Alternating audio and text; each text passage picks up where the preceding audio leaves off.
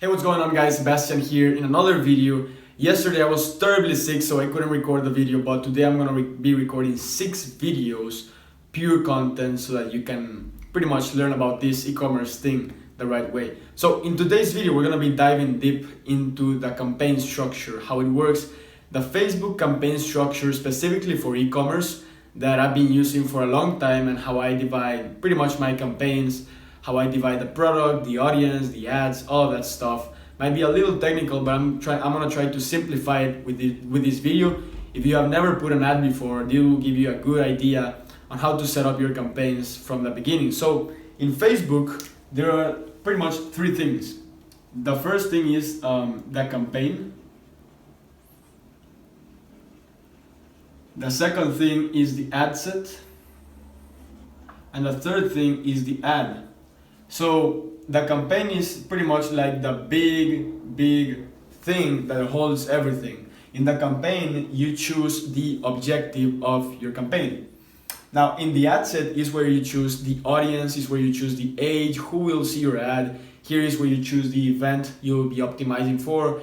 You will also choose which kind of placements you want, if you want to show your ad to people on smartphones, on desktop.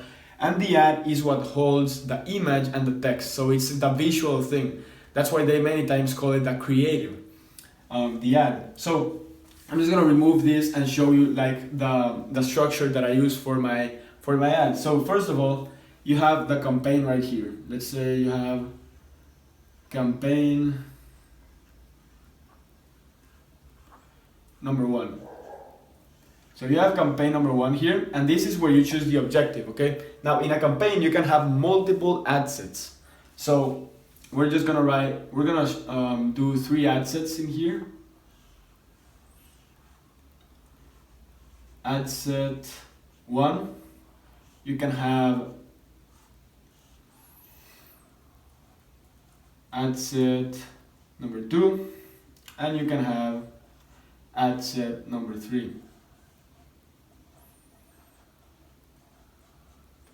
Okay, so why would you need to have different ad sets? The good thing about the ad sets is that you can test different audiences by using them. So for example, you can test audience number 1 in here, you can test another audience in here, and you can test a different audience in here. So use the ad sets to separate the different things that you want to test. If you want to test mobile, desktop, and Instagram, okay, in ad set 1 you can have desktop. In ad set 2 you can have mobile. And in ad set 3 you can have Instagram. Okay, so they're super useful so that you can make split tests. Now you can test absolutely anything with ad sets. It can be the gender, it can be the age, it can be the interest, it can be the placement. But what I suggest you do, guys, is to test the audience first in the ad set. So you would be having I'm gonna put AU for short of audience 1, AU2, and AU3. So what I suggest you do, guys, if you are launching your first campaign, if you've never launched an ad before, is that you test your audiences first. And what I mean by that is by testing different interests in each ad set. So for example, let's say you're selling a product about dogs. So in ad set 1 you will have I love dogs. That will be the only interest that will be there. In ad set 2 you will have the interest Dog Lovers Magazine. And in the third ad set, you will have the interest maybe, Chihuahua lovers, or the breed that your product is about. So what I'm trying to tell you here is that the idea is that you use the ad sets to separate and split test your audiences first. That's really, really important, because if you have the best product in the world, but you are not testing different audiences, then you will decrease the percentage of success for your campaign. The more audiences you test, the higher your success rate goes. That's really, really important. Now, these are the ad sets. In each ad set, you can have 1 ad, or 2 ads, or 3 ads, or how many ads you want. So you can have, let's say, ad 1. You can have in here. You can have ad 2. No, actually, I'm just gonna put ad 1 again. I'm gonna explain why. Ad 1, and in here you have ad 1. Okay, so in each ad set, you can have ads. Now you can have one ad, like in here, or you can have 3 ads, ad 2, ad 3, ad 2, ad 3, ad 2, ad 3. And the good thing is that this way you will be able to split test different images and different text for the ads. So for example, in here, we're having different ad sets to split test the audiences, right? To test different audiences. We can test different genders, we can test different ages, we can test different placements. Okay, that's the reason we can have multiple ad sets. We should have multiple ad sets. But the reason why we should have multiple ads, okay, so I'm just gonna make it visual here.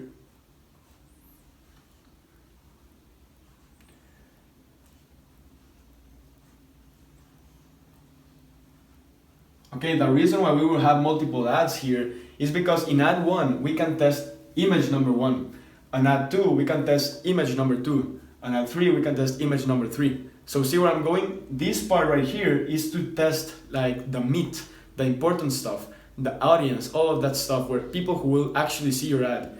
And in here is to test the different parts of the creative, the text, the image, you know, the call to action, things like that. So in here you can have image number 1, image number 2, image number 3. You can also make a test of text number 1, text number 2, text number 3, because the text of your ad might have an impact on your conversions.